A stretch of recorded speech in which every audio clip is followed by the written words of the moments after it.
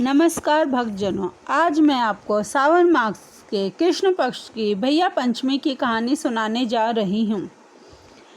एक राजा था, उसके 7 बहू बेटे थे। 6 बहुओं का तो पियर था, 7वीं का कोई पियर नहीं था। 6 बहुएं कुएं पर पानी भरने गई तो आपस में बोली कि जल्दी जल्दी पानी भर लो, बाद में ढोक मारने जाना है। कुएं पर एक जनी उन 6 बहुओं से बोली कि तेरी जेठानी क्या कर रही है? तो वह 6 बहुएं बोली कि वह तो चरखा काट रही है, उसे क्या मालूम भैया पंचम क्या है, क्योंकि उसके तो कोई भाई नहीं है। ये सारी बातें सुन एक सर्प सुन रहा था। उन 6 बहुओं के पीछे पीछे वह चल पड़ा। घर में आकर सर्प ने एक आदमी का रूप लेकर 7वीं बहू से कहा, बहन राम राम। वह कहने लगी, मेरे तो कोई भाई नहीं था, तू भाई कहाँ से आ गया? भाई बोला, बहन मैं तेरी शादी के बाद जन्म हुआ है, इसलिए तू मुझे नहीं जानती। फिर वह अपनी सास से पूछने गई कि मेरा भाई आया है, क्या करूं? तब सास कहने लगी कि तेल से चूल्हा लीप ले और तेल में ही चावल चढ़ा दे। ऐसा करने पर ना तो चूल्हा सूखा ना ही चावल पके। फिर पड़ोसन से पूछने गई और पड़ोसन के बताने पर मिट्टी से चूल्हा लीप कर पानी में चढ़ाए चावल, दाल चावल बनाकर घी बूरा मिलाकर उसने अपने भाई को जिमाया। जिमने के बाद भाई बोला, बहन मैं तुझे घर ले जाने आया हूँ। बहन को साथ लेकर जब भाई जंगल में जाकर बहन से बोला कि बहन मैं अब सर्प बनूंगा, तुम डरना नहीं, मेरी पूंछ पकड़कर भाभी के अंदर पीछे पीछे आ जाना। भाभी में पहुंचने के बाद भाई बहन बोलने लगे, हमारी बहन आई है। भाभी बोली, हमारी नंद आई है। भतीजे बोले, हमारी बुआ आई है। माँ अब हर रोज़ बच्चों को घंटी बजाकर बुलाती थी तो उसके आने पर ही उन्हें दूध पिलाती थी और वह देखती रहती। एक दिन वह अपनी माँ से बोली, माँ छोटे बहन बहुओं को मैं दूध पिलाऊंगी, और जिद करने लगी तो माँ बोली, ले दूध तो पिला ले, परंतु गर्म दूध पर घंटी मत बजाना। उसने गर्म दूध पर गलती से घंटी बजा दी, जिसके पीने से किसी की जीभ, किसी की पूंछ, किसी का फन जल गया। सब गुस्से से बोले, इसने हमें जलाया, हम इसे खाएंगे। यह सुनकर माँ बोली, इससे गलती हो गई, मैं इसकी तरफ से माफ़ी मांगती हूँ, इसको छोड़ दो। उसकी भाभी के लड़का हुआ तो भाभी बोली, मांगो नंद, तुम्हें क्या चाहिए? नंद के मांगने पर भाभी ने अपना नौलख का हार नंद को दे दिया और कहा, अगर तुम ये पहनोगी तो हार रहेगा, और कोई ना और पहनेगा तो उसके गले में सर बन जाएगा।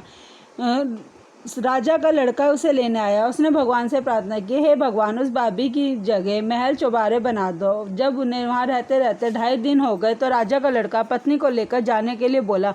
विदा करते समय उन्होंने उसे बहुत दास दासी, हाथी घोड़े, धन दौलत देकर विदा किया, परंतु जाते समय राजा का लड़का अपनी धोती लेना भूल गया और रास्ते में याद आने पर पत्नी से बोला कि मैं अपनी धोती वापस लेकर आता हूँ। तब पत्नी बोली, इन्होंने इतना हमें सबको विदाई में दिया, फिर भी आप अपनी पुरानी धोती लेने जाओगे, मेरी भाभियाँ क्या कहेगी?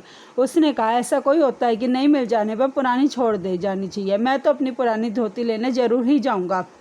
राजा के लड़के ने वहाँ जाकर देखा तो ना वहाँ कोई महल ना कोई चौबारा। उसकी धोती कीकर के पेड़ पर लटकी, क्योंकि वो तो 2.5 दिन का ही था पियर।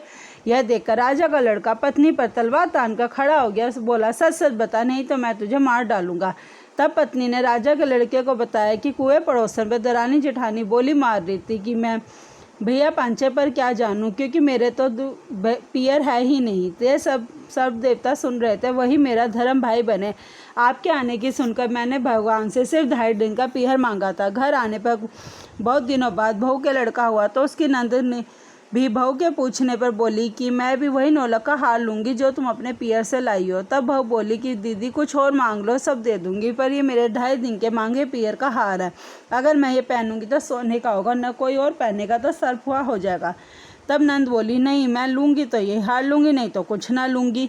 तब बहू ने हार नंद को दे दिया। जब नंद हार पहनने लगी, सर्प बन गया। ये देखकर बहू बोली कि दीदी मैंने तो तुम्हें पहले ही बता दिया था कि ये मेरे 2.5 दिन के मांगे पियर का हार है, और नंद को पूरी आप बीती बताए कि किस तरह ये हार मिला, कैसे उसका 2.5 दिन का पियर मिला।